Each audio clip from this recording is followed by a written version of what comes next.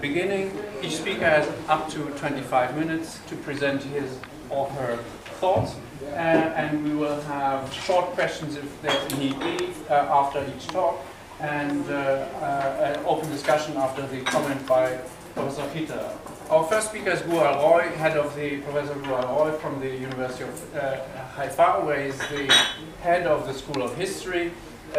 He very recently published with Stanford University Press a remarkable volume on Palestine and an unpromising land, Jewish migration to Palestine in the early 20th century, and he's obviously a well-known specialist for Eastern Europe more generally. Between 1918 and 1920, there were over 1,000 pogroms in Ukraine, during which some 100,000 Jews were murdered and wounded. These pogroms were instigated against the background of a bloody civil war between the Bolsheviks and their many opponents: the Ukrainian nationalists, Germans and Polish soldiers, the White Army, headed by Anton Denikin, local partisans, and Ukrainian farmers. The warring parties exploited the chaos and governmental anarchy to massacre Jews. Towns were torched, communities were ripped out, Jewish property was looted, and Jews were executed in cruel and unusual ways, while women were raped and humiliated. Tens of thousands of orphans had to be cared by Jewish aid organizations. It was a national disaster, the likes of which had never been known before. One of the characteristics of the pogroms in Ukraine was the mass raping of Jewish women to an unprecedented extent in Jewish society. The pogroms of 1881-1882 were marked by robbery, plunder, and destruction. According to testimonies, women were raped during the pogroms of Kishinev, and there was a continuity of this phenomenon in the pogroms in the south and the southwest of the Pale of settlements during the year 1904-1906.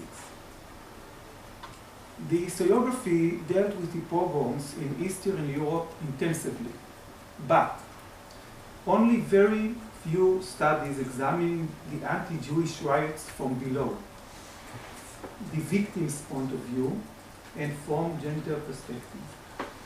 This paper is divided into three parts. The first examines the violence against women in the pogroms of 1903-1906. The second focused on the mass raping of Jewish women during the Civil War. And the third part deals with the reasons for silence in the public discourse of Jewish society regarding rape during the years after the pogroms. However, before I begin, I would like to present you briefly with the primary sources I have used in preparing this lecture. After the Kishinev pogrom, a delegation on behalf of the Historical Committee in Odessa was sent to investigate the incidents.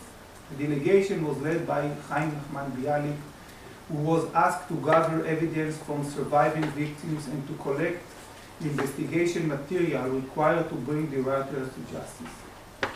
At the end of the investigation, Bialik was in possession of photographs and newspaper clipping, broadsheets in Russian, and mainly the testimonies of victims who told him what they had suffered.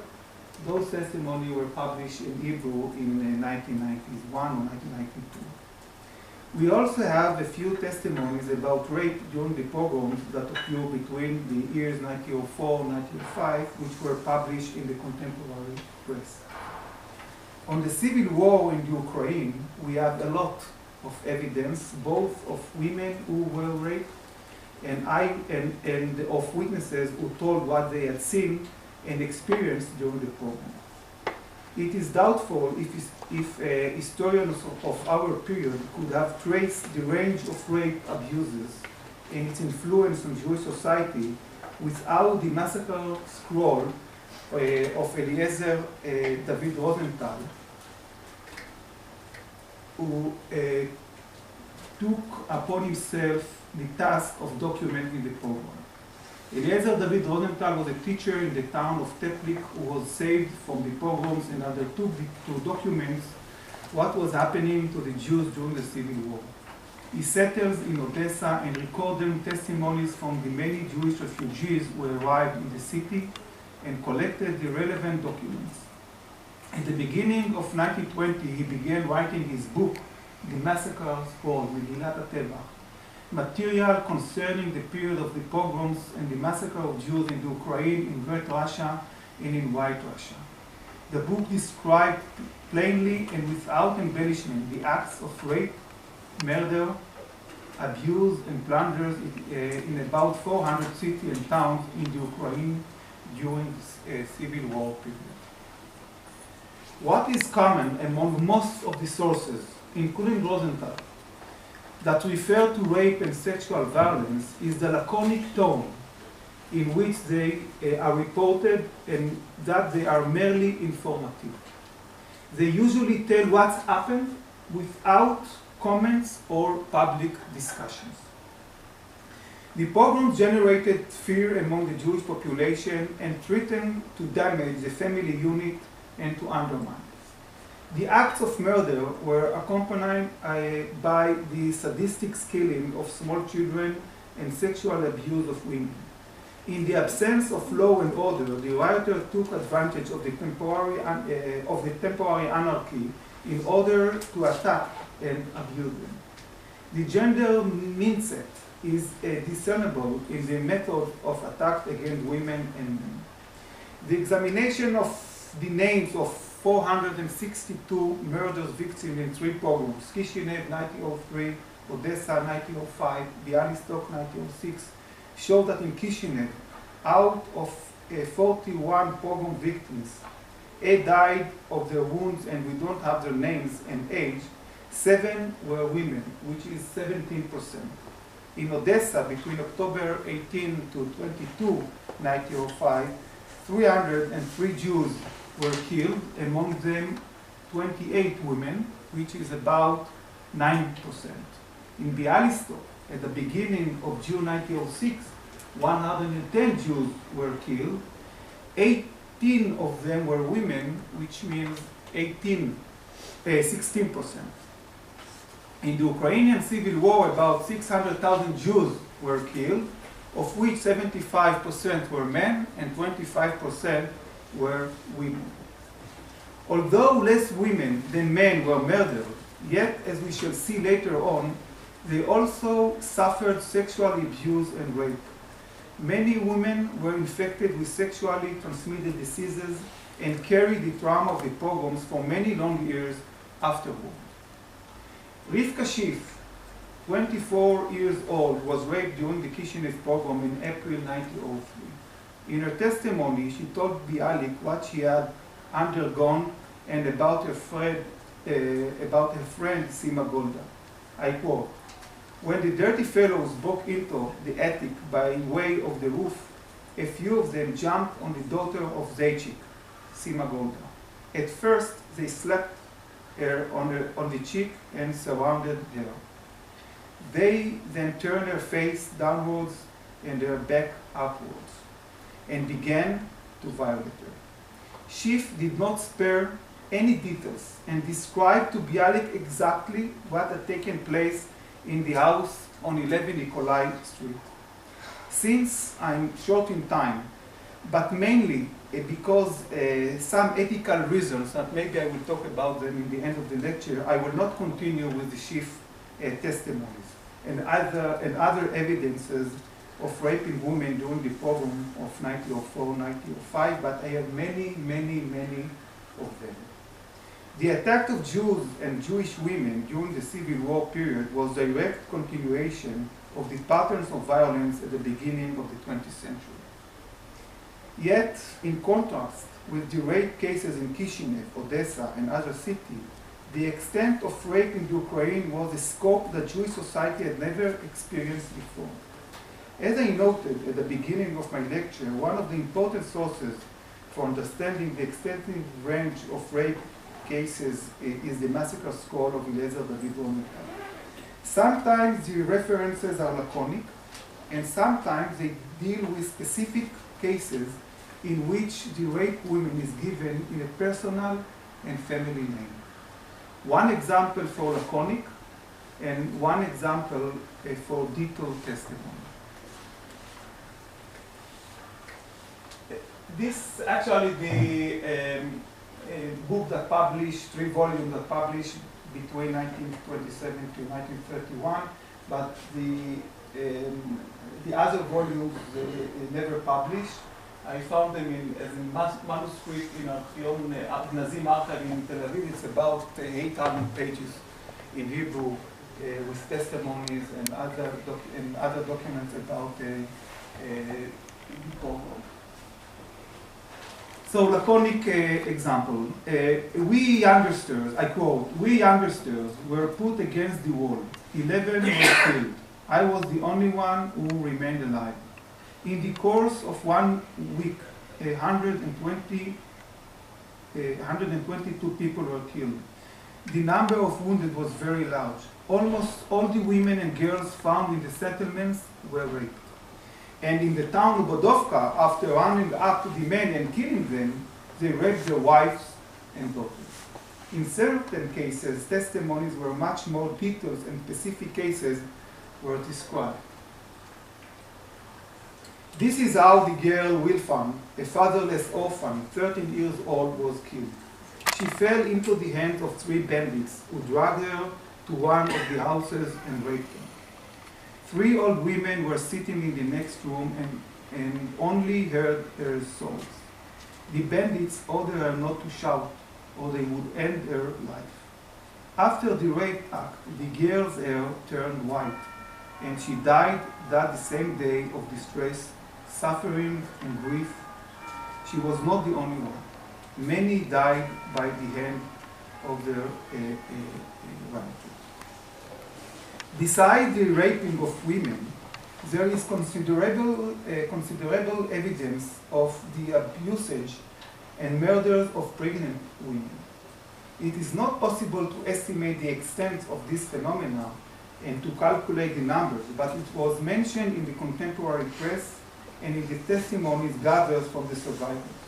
For example, in the newspaper Het Hazman, a short while after the pogrom in Odessa, it was written that slowly the details of the terrible cruelty that characterized the action of the rioters began to come to light. A hospital orderly related that in Rasovskaya Street, the rioters killed a pregnant woman who was about to give birth. The child's head had just begun to emerge from his mother when the rioters killed both mother and child. In that same war, a midwife was killed and a woman. In a letter to Israel Zanvil, Rabbi Moshe Rosenblatt described a similar situation in Kiev. A shout is heard outside in our city of Kiev. The screams of children and infants, the sounds of women fainting, the groans of their dying, and the breaking of the bones of old people thrown from the upper floors deafen the air of Kiev. They are slicing open and stomachs of pregnant women, cutting out organs from healthy people, and flaying them with iron combs. Eliezer Ben Yehuda wrote in his newspaper Hashkafa, at the end of Svichana Street in Kishinev, the rioter took pregnant woman, set her on a chair, and struck her belly with iron bar. And in the newspaper, as man was written, the hooligans killed a poor pregnant woman after sexually abusing her in a very shameful manner and destroyed her house. They slit her belly, extracted the child, and threw it outside. From the testimonies that collected, a terrifying picture emerged of raped Jewish women. Yet, from the testimonies that were produced, one cannot learn how the raped women managed to cope with the trauma they had experienced. What was the reaction of the Jewish society to this mass raping? What assistance did they offer to the rape victims?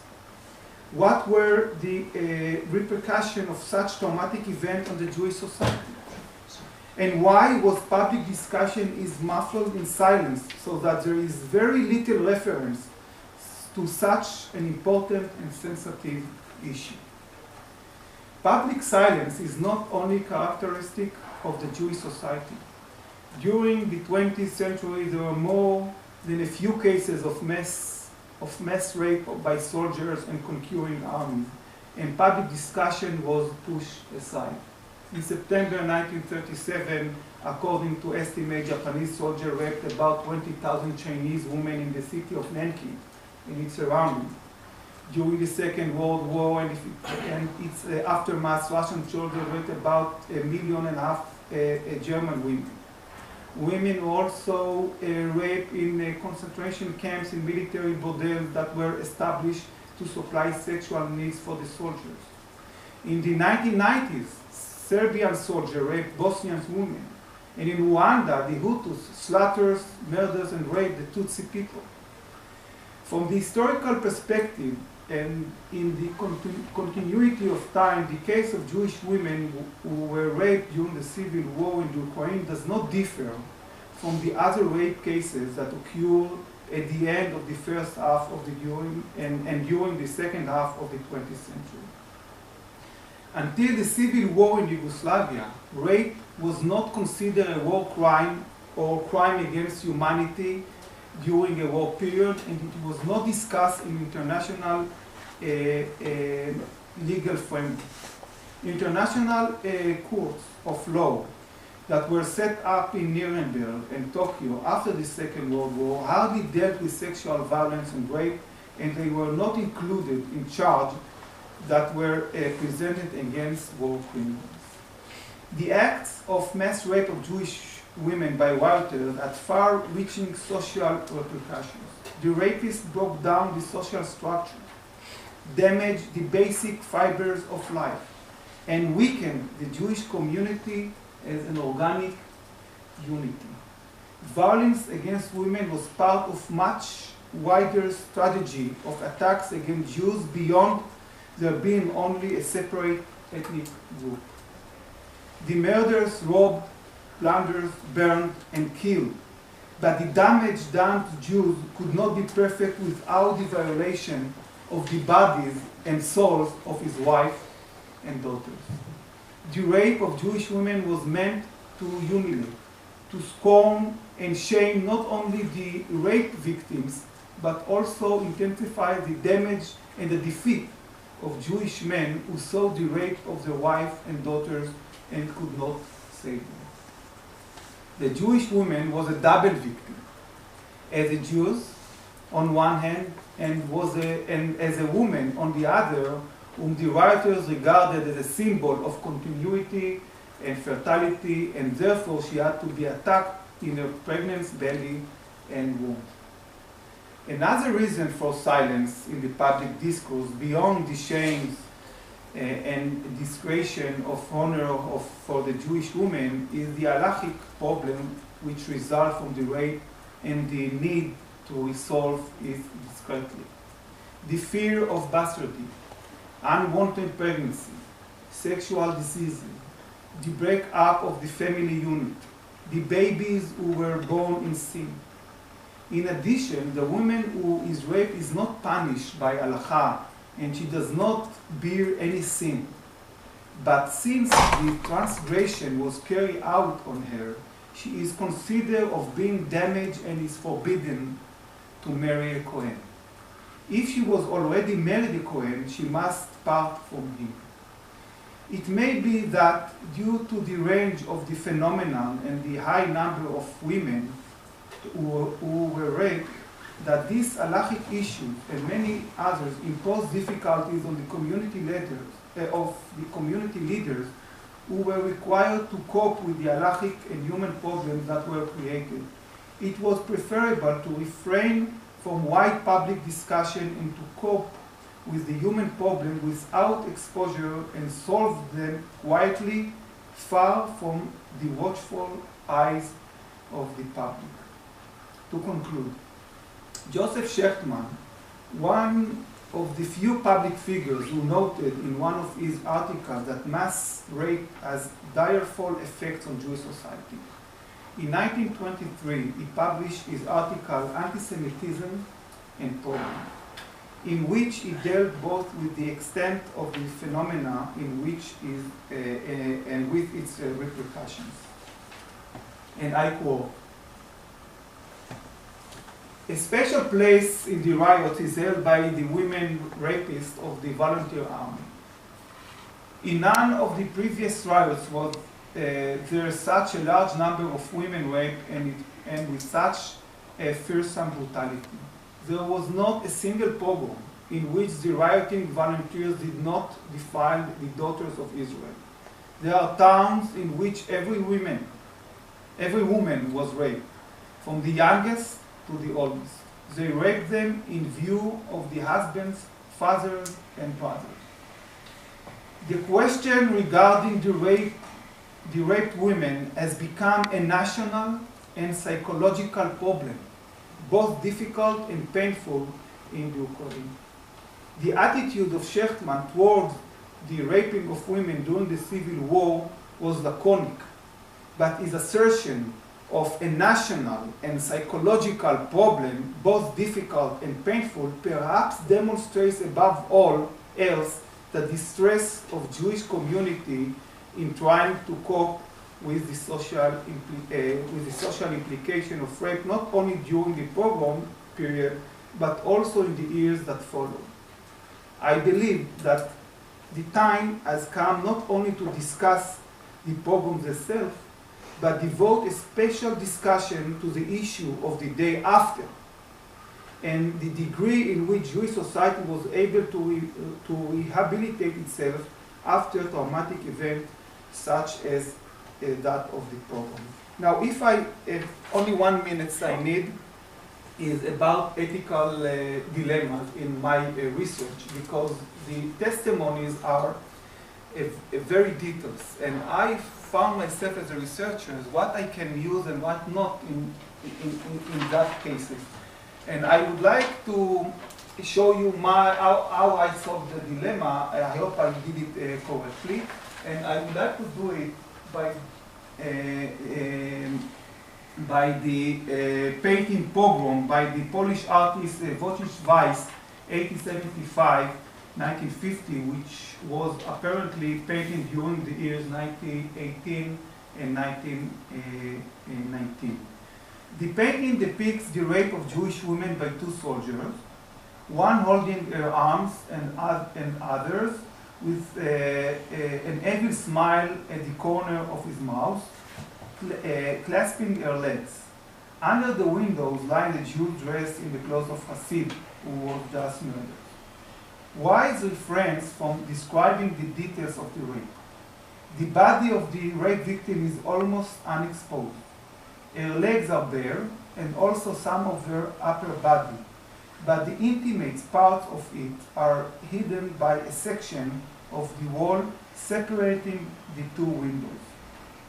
Although the painter does not provide the details, the painting still leaves the viewer with a profound and painful impressions. Likewise, I think, or I'm trying, in bringing these testimonies of the raped women to create a screen or section between the quotations and the readers of the article or my research, to create a shock at the violence shown towards women, but to refrain from pornographic descriptions. Thank you. Thank you. In case there are specific questions to Gul. Just a comment and a question, maybe a very large question. The comment, first of all, has to do with the Rosenthal database, which you know very well. But there are two other large bodies of testimonies. One, those collected by the Ostjüdisches Historisches Archiv, of which Shechtman, whom we mentioned, was a part, and the other by the Kiev Relief Committee. And those are available now. The first of those tabulated cases of rape in approximately 220 or 230 locations. And it could be very helpful to you, just as a check on the Rosenthal data, to go through the testimonies from those locations where rapes were noted and tabulated. And there is a tabulation, I can show it to you, and that may be helpful. The question, which is a very large question, is are there any other gendered aspects to the experience of pogroms besides rape that you can talk about? For example, you note a significant difference in the number of male and female victims, and you know changes over time. How can you account for them? Did women engage in strategies anticipating violence that were different from those of men? Was there an assigned or gender-based division of tasks in the face of a pogrom? And can you make any comments besides this one issue of rape that deal with gendered aspects at least? Yeah, okay, it's a really large to answer or to collect the... I think this is, I'm not sure whether we should, I mean, perhaps you have a first thought about other aspects of gender dimensions, and we take up the issue certainly in the overall discussion. Okay. So to answer in the discussion... Briefly now, perhaps you have the first thought. The rape is only a chapter or sub-chapter in my article about gender perspective. Of course, there are others issues regarding gender perspectives of the pogroms. For example, the pogroms occurred during the mass Jewish migration to the United States. And the Jewish migration occurred in two steps. First, the husband, and then the women and the children.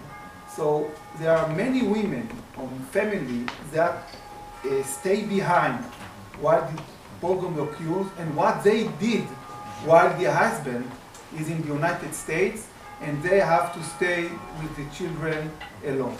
So this is, I think, a very interesting question about those women that try to save the family unit without the husband and the correspondence between the husband and his family. I have found many letters of husbands in New York City that applied to HIAS and asked help and information about the family, and in many cases the answers they got that the woman was murdered, one of the kids were killed, and so I think this is one aspect of the gender point of view. There are others. I think the fears of the women, I would say in general, not only the women, of course, the fathers, but the fears to be a part of this sexual violence. There is a potential to be a victim. And I think it was always in the background of the rape, and we can read it over and over again in all the testimonies and the newspapers. Just the fears, not the rape. Ukrainian nationalism and anti-Jewish violence in summer 1941 in eastern Galicia. My presentation intends to summarize the results of a larger study that will be published probably in July, rather August, on anti-Jewish violence during the first weeks of the German attack on the Soviet Union after the 22nd of June 1941 in the region of Eastern Galicia. These events have been, as you know, highly controversial, both in research literature and also in public debate. In the Ukrainian case, the most controversial issue is the role of the Organization of Ukrainian Nationalists, the OUN, and its cooperation with the Germans. But the events of summer 1941 relate also to larger discussions about the relationship of the Soviet regime and its crimes on the one hand, and the Holocaust on the other hand, because the violence against Jews was here especially in Eastern Galicia, preceded by a Soviet massacre of prison inmates. Here during the first week of the war after 22nd of June. Here in a number of places in Eastern Galicia, between 7,500 and 10,000 prison inmates were killed after the German had attacked the Soviet Union. I think that. Yes, my paper has three parts. In the first part tries to present some results from an analysis of German-Ukrainian cooperation until the beginning of the German-Soviet war, in order to explore the question if pogroms were prepared jointly or by one of the sides. The second part of the paper discusses anti-Jewish violence in the city of Lvov and the further development of relations between the OUN and the Germans. The third part presents then some results of a detailed analysis of acts of violence in some 30 cities and towns and rural regions during the first weeks of July 1941. Yes, I come now to the first part. The OUN and its predecessor, the Ukrainian military organization, the Ukrainska Vojskova Organizacja, had cooperated already since the 1920s with the so-called Abwehr, the intelligence section of the German army. After some interruptions since 1934, the Abwehr revived the cooperation in 1938, and during the preparation for the attack on Poland in the spring and summer 1939. After the Soviet occupation of eastern Poland in September 1939, many Ukrainians, and among them many active members of the OUN, fled into the German-occupied areas. During the year 1940s, the OUN split. Among the most important reasons was a conflict within the organization about the strategy towards the Soviet-occupied territories of eastern Poland. While Andriy Melnik, the then-time leader of the OUN, did not want to start an active struggle with the Soviets in Western Ukraine, but wait for a German-Soviet war that he expected already at that time for the near future, a group of younger OUN activists, led by the then later famous Stefan Bandera, had different views on this issue. That means they wanted to start an active struggle against the Soviets. The consequence was a split, and the consequence for the Melnik leadership of the OUN was rather significant. Practically, it lost the control over the organization in the Polish territories. That means in the Generalgouvernement, the German-occupied part of Poland, and the Soviet-occupied territories, the underground structures in the Soviet territories. Despite many arrests among OUN members after the Soviet occupation of Western Ukraine, the OUN, now led, or the part now led by Stefan Bandera, was able to strengthen its organizational structures under Soviet occupation and to start an active struggle that consisted of assaults on Soviet officials and the preparation of an uprising. On the German side, on the side of the Abwehr and the different German institutions, there prevailed a strong mistrust against the activist Bandera OUN.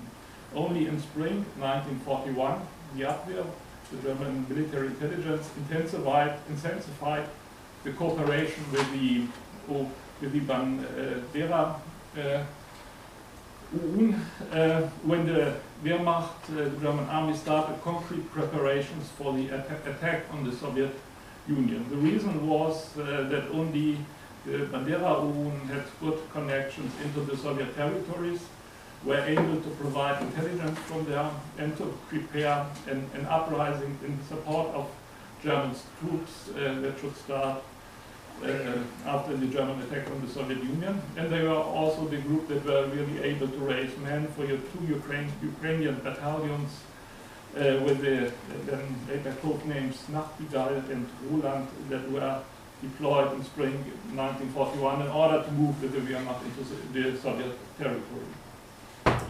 The German security police, however, the German police forces cooperated in summer 1941 with a more obedient and docile Melnik faction of the OUN, despite the fact that that part of the OUN had practically no influence in Eastern Galicia.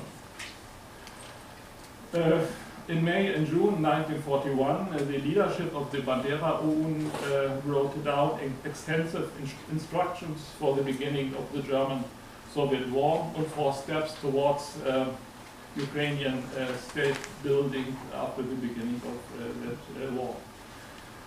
They described as the OUN's main aim to install local administrations and militias in localities where the Soviet troops were about to leave as soon as possible and preferable before German troops arrived. This should provide the basis for a Ukrainian state building and demonstrate to the Germans the strength of the Ukrainian will and ability to establish a great Ukrainian national state.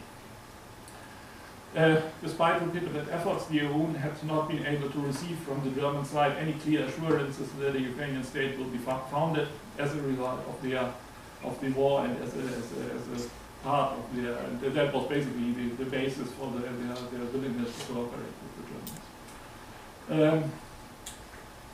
One of the tasks that the Bandera OUN assigned to its combat troops and local militias that were formed in the underground and should then be formed after the beginning of the war in the liberated localities was to cleanse the territory from enemy forces, as they called it. That did not mean only that, on the one hand, that mean remnants of Soviet troops and NKVD officials, but also more generally from supporters of Soviet rule. A number of documents that show that also within the OUN primarily Jews were seen as Soviet supporters, but also the discussions within the OUN at that time before the beginning of the war and also afterwards made clear that with respect to the foundation of a Ukrainian nation state, the Bandera OUN considered Jews to be an undesirable group. The head of the ONB, the Bandera OUN structures in the Soviet territories, Ivan Klimev, interpreted these tasks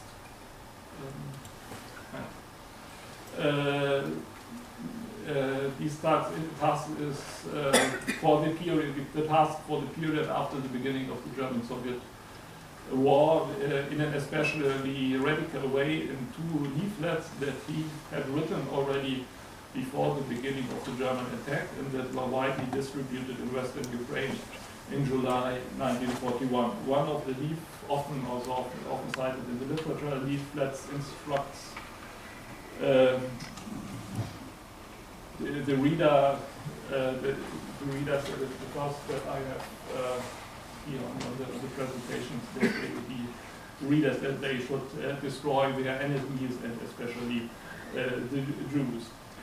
In addition, in the second less well-known document, Klimev introduced military revolutionary tribunals with the right to issue death penalties, and also, that is probably also important, collective responsibilities of families and nations for all offenses against the Ukrainian army and the Ukrainian state. These basically are the framework of orders that existed from the side of the leadership of the OUN at the beginning of the German-Soviet war. And that provides also the framework of actions of local and regional commanders of the OUN. That means there did not exist any order to organize or begin pogroms, but there were several elements in this framework of orders that facilitated widespread anti-Jewish violence. But also on the German side, Jews were seen as the central group of supporters and beneficiaries of Bolshevism and Soviet rule. German civil and police officials, as well as army officers, expected and appreciated that after the German invasion, violent reckonings with the Soviet supporters, and especially, as they called it, Bolshevist Jewish oppressors and Soviet supporters from the side of the local population will start. These expectations constituted the background for the often cited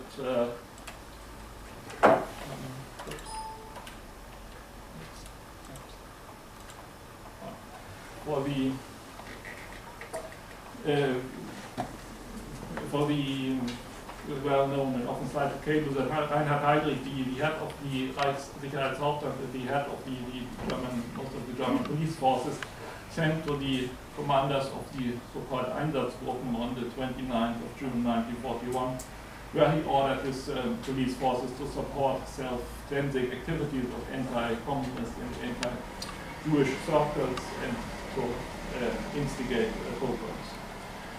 Sometimes this document is interpreted as a proof of a rather long-term German preparation and planning of pogroms, presumably in cooperation with local and among them Ukrainian nationalists. In fact, there's no further evidence for this, at least not for the Ukrainians. And also, the document itself, I think, seems to suggest rather the contrary. Here Heydrich refers to a meeting on the 17th of June 1941 that took place with leaders of high-ranking police officials and leaders of the Einsatzgruppen, and here the question of pogroms clearly was one among many topics, and the existence of this letter rather indicates a lack of concrete preparation. Heydrich sent it because he, and most likely also Himmler, believed that after 1 week after the beginning of the war, the Einsatzgruppen so far had put less effort in instigating pogroms. Both this and as well as the fact that there existed deep mutual distrust between the only Ukrainian organization that was able to act in the Soviet-occupied areas, the Bandera OUN, and the German institution that was assigned the task of instigating pogroms, the security police, is another argument that let's appear joint preparation rather unlikely. Yes, I will now come to the second part of my paper on the events after the 22nd of June 1941, and I would like to start with a discussion of events in the city of Lvov. When German troops entered the city in the early morning of the 30th of June 1941, they were greeted by enthusiastic inhabitants, as it happened more or less everywhere in Eastern Galicia. The prisons were among the buildings German troops moved to immediately after entering the city. Here they found a large number of murdered inmates, probably between 2,100 and 3,500 people. In the morning of that same day, immediately after the German troops had moved into the city, the OUN created a local militia from its underground fighters and from volunteers. At the same day, Bandera's deputy Jaroslav Stetsko arrived in the city, and he prepared the announcement of a Ukrainian state that took place at the evening of that day. And Stetsko declared the German state, despite the fact that the German side had repeatedly forbidden him to do, or the OUN to do that. Nevertheless, the Germans afterwards proceeded only very cautiously against Stetsko and the OUN because there was no definite decisions at that time about the future status of the Ukrainian territories. And also because probably the Wehrmacht expected further support from the Ukrainians in their fight against the Red Army. However, some days later, on the 5th of July, Bandera was arrested in Krakow, and on 9th of July, Stetsko in Lvov. And some days later, Also, the German military intelligence, the Abwehr, stopped its cooperation with the Bandera. In the afternoon of 13th of June 1941, the day when the German troops had entered the city, the German army commanders had ordered to retrieve the corpses from the cells of the prisons and from mass graves in the prisons in order to allow the population to search for the relatives among the dead. Presumably, the German local commander assigned the Ukrainian militia the task of providing workers for retrieving the body. This was one of the usual procedures of the German army to oblige Jews to all clearing and other works after it had occupied a certain locality. The number of Jews brought to the prisons in the afternoon of 30th in this first day of 30th of June was small, and no major acts of violence are reported for these hours. A much larger roundup of new Jews started in the morning of 1st of July, and it seems to be probably, though there are no direct evidence, that the Einsatzgruppe 10 and the German security police that had meanwhile also arrived in the city, contributed to the fact that then a much larger number of Jews were brought to the prisons than the number of workers actually needed for retrieving the bodies of the murdered prison inmates. This roundup of Jews starting in the morning of the 1st of July of 1941 was the central context of the program of violence that unfolding during that day. Members of the militia, the Ukrainian militia, or civilians who joined the militia in these activities took Jews from the streets or from their apartments and brought them to the prisons individually or in groups in much larger numbers than the number of workers actually needed for that work. This is another scene from the street in front of one of the prisons. Here, this is the number of Jews assembled in the prison at Ulitsa once theater. On the one hand, the acts of violence intended to punish with the Jews that group that in the eyes of many had supported and benefited from Soviet rule. On the other hand, the acts of violence performed also in a symbolic way the reversal of the social order and hierarchy of ethnic groups that allegedly had existed in the Soviet period. Thereby, in a way, the acts of violence also celebrated also the establishment of the new order of the Ukrainian nation state. But the violence resulted clearly also from the hatred of Soviet rule that increased by the confrontation with the corpses in the prisons. Many of the decomposing corpses looked horrifying. Rumors spread quickly that the inmates had been tortured to death and their bodies had been mutilated. Some of these rumors showed features of older Christian legends, among them blood libel against Jews. The most widespread rumor that existed in a number of different versions and later was also reported from other cities was about priests who had been crucified in the prisons and in other gruesomely ways mutilated, as well as rumors about children nailed to the walls in the prison. In fact, nearly all prisoners in Lviv and in most other cities and other prisons in Eastern Galicia had been killed by shots in the neck. The rumors about these mutilations and about these things, in detailed analysis of the sources shows are pure products of fantasies, nothing or nearly nothing of such atrocities actually happened during the killing of the prison inmates. Was a horrible act, but the prisoners were not tortured during that act.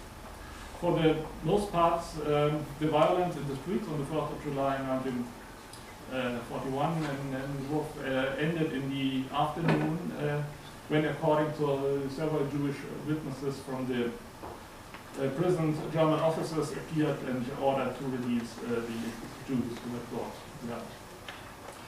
It is impossible to establish an exact number of Jews killed during the 1st of July in Lvov, but there can be no doubt that the number of 4,000 or sometimes even 7,000 that are mentioned in the literature is much too high. The existence of reports about the concrete acts of there is probably a group of Jews killed in the Brigade prison. Most of them are probably have been shot by German forces. There was also, yeah, okay. Then I will to the next point. Yeah, the number of 4,000 victims for the Lvov is probably much too high. Nevertheless, that number of 4,000 victims of the pogrom is the number of memoirs of surviving Jews. Apparently, that is a number that spread as a rumor during that time in the city. And as a number of Jews killed in Lvov during the whole of July 1941, it is probably roughly true. Except for the several hundred victims of the pogrom of 1st of July, about 2,000 Jews were shot on the 5th of July by the German police forces, the Einsatzgruppe, that was declared as a reprisal for the Soviet massacre of prison inmates, and a further about 1,500 Jews were shot during the so-called Petlura days of the 25th and 5th and 26th of July. And the Petlura days in many features resembled very much the mass execution of the 5th of July 1941 and not the pogrom of the 1st of July.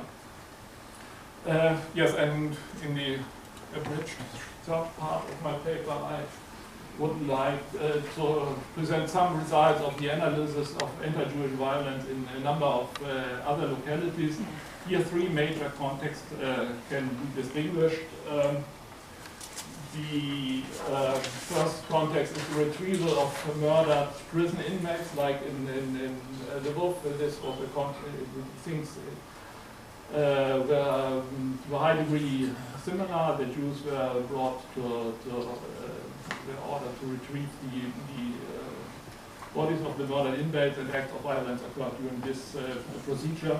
But there are considerable differences, and the differences you see here in Stry and Stanisław suggests that the attitude of the local authorities were very significant. In Stry, probably Jews were not forced to retrieve the bodies of the murdered prison inmates. There had been taking place a really large Soviet massacre in Stry.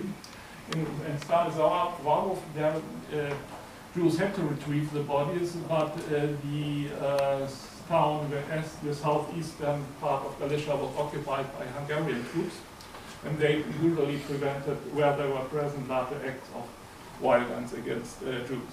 So these events also here for this part are very different. Another context is the executions and punishments of enemies by OUN, Bandera OUN militias or combat units. But also this could take very, very different forms and contexts. They also killed and executed sometimes Ukrainian supporters of Soviet rule. They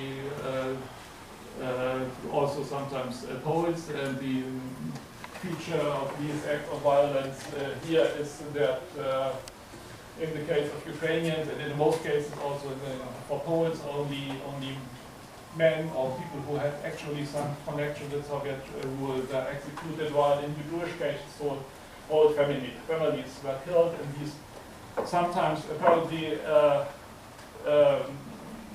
became a kind of transformed in a kind of excessive violence, where then attempts were made to kill the whole Jewish population of certain smaller localities.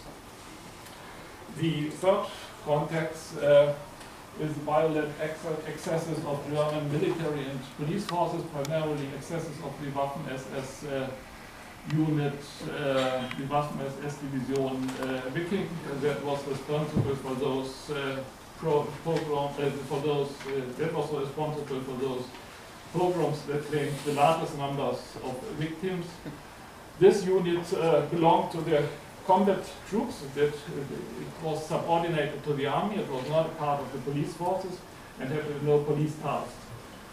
Parts of Viking had a central role in the violent excesses in Swartskjoldsborg, these places that I have there, Jeżerna, Rzemawowskawa, and Hanopol. In all these places, also local militias of the UN and inhabitants participated in the violence, but the large number of victims clearly is the result of the involvement of the Waffen-SS. The Waffen-SS units come through the cities and towns in search of Jewish men and shot them where they found them, like as a Jewish survivor described it, like on a hunting expedition. While the death toll through pogroms violence in most cities is below 1% of the Jewish population, as for example in Lviv, it did really exceed 3%, like for example in Boleslav. In these places it was among 8 and 30% of the Jewish population. Yes, I have then slide. In summarizing, I think it's possible to distinguish three major motives or motivations for violence from the side of the local or primarily Ukrainian population. One is the view of Jews as supporters and beneficiaries of Soviet rule. And that was also the basis of seeing them as sharing the guilt for the murder of the prison inmates.